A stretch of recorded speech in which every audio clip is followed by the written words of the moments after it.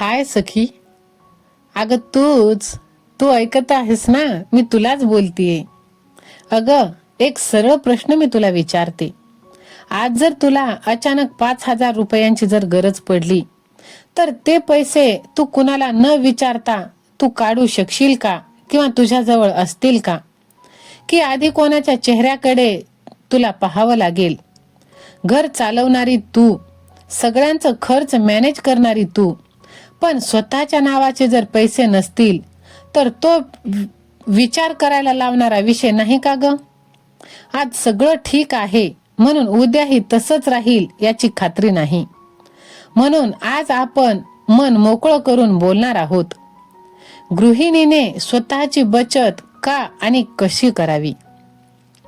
मैत्रिणींनो, हे पहा, आपण ना सगळ्यांसाठी साठवतो.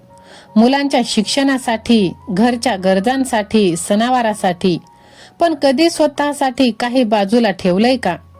कधी असं वाटतंय का की छोट्याशा खर्चासाठी सुद्धा आपल्याला हात पुढे करावे लागते आणि हात पुढे करताना मनात काहीतरी टोचतं.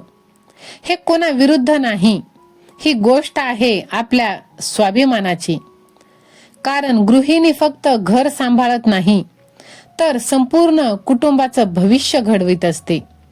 आणि भविष्य सुरक्षित ठेवायचं असेल तर स्वतःचं आर्थिक बचत आवश्यक आहे. म्हणूनच ह्या गोष्टी आपण आजपासून करूया आणि नक्कीच याचा फायदा तुम्हाला होणार आहे.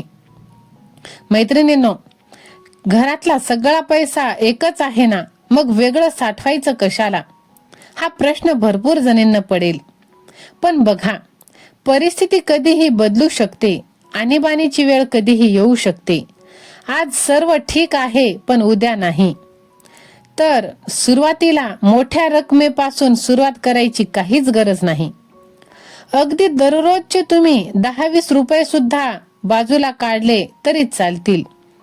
जसं की आपण बाजारातून परतताना उरलेले सुट्टे पैसे एका छोट्या डब्यात टाकायचं.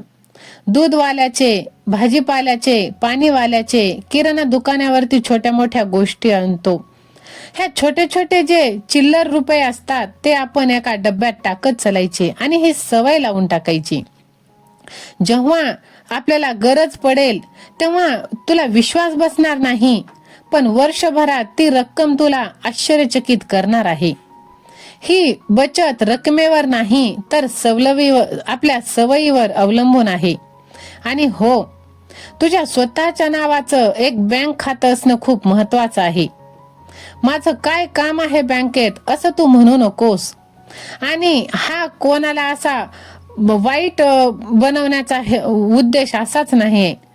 पण मोबाईलवरून बॅलन्स पाहणं, थोडे पैसे ट्रान्सफर करणं, हे सगळं आपणही शिकायला पाहिजे.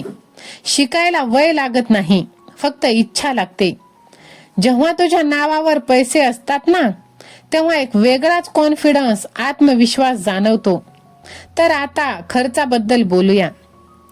आपण कधी कधी ऑफर पाहून स्वस्त वस्तू घेतो आणि नंतर लक्षात येतं की अरे, याची गरजच नव्हती. म्हणून मी एक छोटा नियम पाळते, ते मी तुला सांगते. कोणतीही वस्तू घेण्याआधी स्वतःला 3 प्रश्न विचार की मला खरंच याची गरज आहे का? हे आत्ता घ्यायलाच हवं का? आणि हे आत्ता घेतलं तर माझ्या बचतीवर परिणाम होईल का? तू म्हणशील घर खर्चातून काय उरतं बचतीसाठी, पण खरं सांगू, उरत नाही. म्हणूनच आधी बाजूला काढायचं असतं. महिन्याच्या सुरुवातीलाच ठरलेली छोटी रक्कम सुरुवातीला ठेव आणि उरलेल्या पैशातून तू घर चालव. बघ, नक्कीच तुला ह्याचा फायदा होणार आहे. सुरुवातीला थोडंसं तुला कठीण जाईल, पण हळूहळू सवय लागेल. आणखीन एक गोष्ट मी तुला सांगेल मैत्रीण, की शक्य असेल तर छोटासा साइड इन्कम तू सुरू कर. आपल्याला जे येतं तेच कर. जसं तुला जे जास्त आवडतं ते. पापड, लोणचं, स्वयंपाक, टिफिन किंवा शिवणकाम झालं, मेहंदी झाली, ऑनलाईन काही छोटंसं काम, किंवा जसं मी आता बघ हे ट्रायपॉड मागवलेलं आहे आणि मी माझं छोटंसं इन्कम सुरू केलेलं आहे, व्लॉग बनवणं, मोटिवेशनल व्हिडिओ बनवणं. तर बघ, हे छोटे छोटे काम ही अगदी थोडी कमाई असली तरी ती आपल्या स्वतःच्या कष्टाची कमाई असते आणि त्या पैशाची किंमत ही वेगळीच असते. सर्वात महत्वाचं एक मी तुला सांगेल की इमर्जन्सी फंड, किमान 3 महिन्याचा घर खर्च जरी साठवता आला तरी मन खूप शांत राहतं. कारण मग अचानकच आजार, अडचण काहीही आलं तरी आपण घाबरत नाही. आपण मुलांसाठी सगळं करतो, त्यांच्या भविष्याचा विचार करतो, पण आपलं भविष्य आपण स्वतःसाठीही थोडं विचारायला हवं. कारण आई मजबूत असेल तरच घर मजबूत असतं. म्हणूनच मैत्रीण, बचत ही फक्त पैशाची गोष्ट नाही, ती स्वाभिमानाची गोष्ट आहे. आणि आजपासूनच तू सुरुवात कर.